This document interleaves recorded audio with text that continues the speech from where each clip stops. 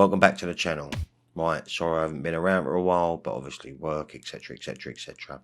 As you can see, I'm doing this video in my office now, and I don't have any of my soundproof tiles up in here, so hopefully it won't sound too bad. I've got the mic pretty close to me anyway, so... Right, before I get started, I want to give this shout out to Scally1969, who generously sent me this Beatle book, The Beatles Tune-In by Mark Lewisham. It's a beast. And apparently this is going to be one of 3 that's coming out. So thank you very much, Scally. I haven't started it yet, but I will get round to it. But that's a lot of reading. Have any of you guys read that? What do you think of it? Let me know down below. Right, the reason I'm doing this video is as you know, this year Abbey Road is 50 years old, and I've been looking for if there's anything going on regarding Giles Martin, Paul McCartney, Ringo Starr, whatever. And I stumbled across this website called undiscovermusic.com, and on the 26th of September last year, Richard Havers done 10 Abbey Road facts that you might not know. So I thought, just as Abbey Road is going to turn 50 soon, I thought for those of you that haven't read the article, you might find it kind of interesting. So let's get on with it, shall we? Fact 1. All 4 Beatles were together in the recording studio for the last time on the 20th of August 1969, when they finalised the mix of Abbey Road. The last time. Wow. Fact 2. According to George Harrison, the guitar parts on Sun King were inspired by the sound of Fleetwood Mac's big hit single, Albatross. I didn't know that. Did you? Interesting. Right. Fact 3.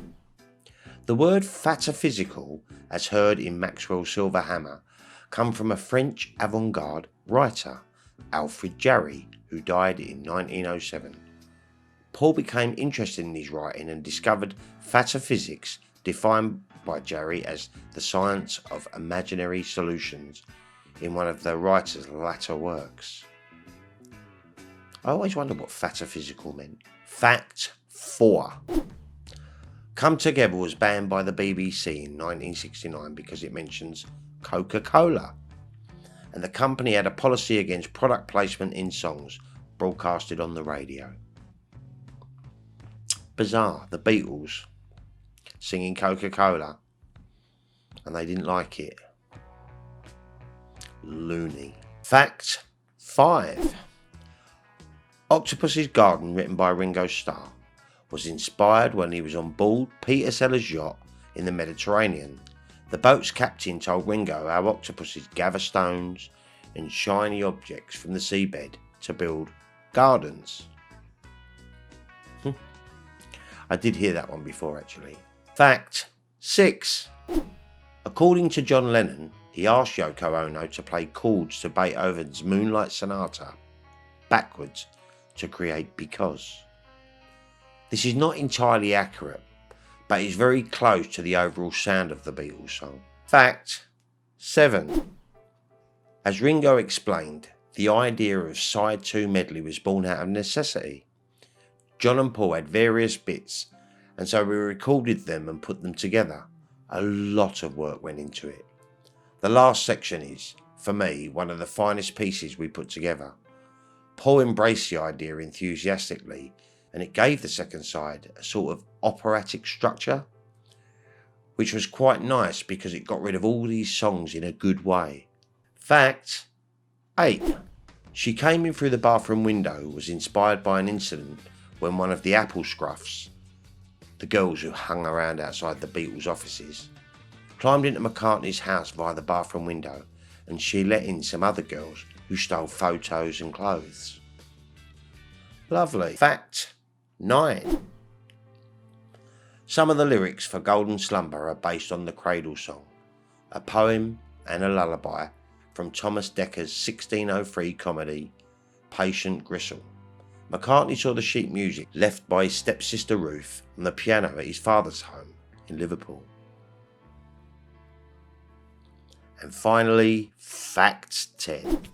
George Harrison was sitting in the garden of Eric Clapton's country house when he began writing Here Comes the Sun. Short and sweet, I know. Like I said, it was only on the website. Like I said, undiscovermusic.com. I'll put a link to it down below. Richard Havers. But I thought we could probably do better than that. So, what other facts do you know about Abbey Road? Let's turn this into something a little bit more than 10 facts. It's coming this year. And who knows, I may do a revised version of this and put everybody's facts on it. So yeah, hit me up with an Abbey Road Beatles fact that wasn't on these 10 facts. Thought it might be kind of interesting, seeing as it's coming around this year and we're eagerly waiting or awaiting to hear news from either Mr. McCartney or Mr. Martin. Don't leave it too long, boys. We want to know. But anyway, right, like I said, just a short one tonight, guys. Front room's nearly done, so I'll be back to playing some records in there. Hallelujah. I know. Yeah, hopefully I'll be able to get some time soon. It's still full on at work, but things are starting to slow down ever so slightly, although I'm working tomorrow. There you go. And I'm out tomorrow night. So, again, Scally, thank you very much for the Beatles tune-in book. I look forward to having a little dip in. Maybe when I go to Portugal, I might take it with me and have a little go. Yeah, very nice of you. Very generous. So, thanks for watching, guys. Sorry I haven't posted for a while, but I will be back with another ramble real soon. Take care, people.